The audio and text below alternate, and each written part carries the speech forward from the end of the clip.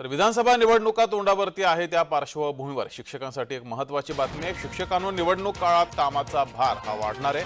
निवडणूक काम न देण्याच्या निर्णयात पालिकेकडून बदल केला गेलाय। 3 दिवस निवडणूक कामाची आणि 3 दिवस कार्यालयाची जबाबदारी असणार आहे। त्यामुळे विधानसभा निवडणूक लवकरच जाहीर होण्याची शक्यता आहे आणि त्या पार्श्वभूमीवर शिक्षकांना काम हे वाढणार आहे, कामाचा भार हा वाढणार आहे।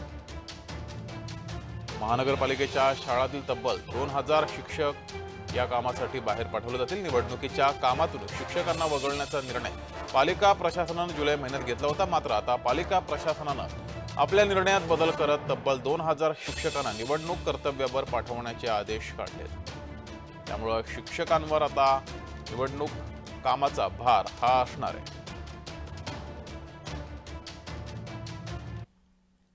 अधिक माहिती घेऊया, आपले प्रतिनिधी डॅरिल मिरांडा आपल्या सोबत जोडले। डॅरिल, खरं तर महानगरपालिकेने जुलै महिन्यात एक अध्यादेश काढला होता, त्यामध्ये शिक्षकांना निवडणूक कर्तव्यावर पाठवलं जाणार नाही असं म्हटलं होतं। मात्र हा आदेश बदलला गेलाय। जगदीश, आपण पाहिलं तर आगामी विधानसभा निवडणुकीचा बिगुल जो आहे तो लवकरच वाजणार आहे आणि त्या संदर्भात सरकारी यंत्रणा देखील निवडणुकीच्या कामाला लागली आहे।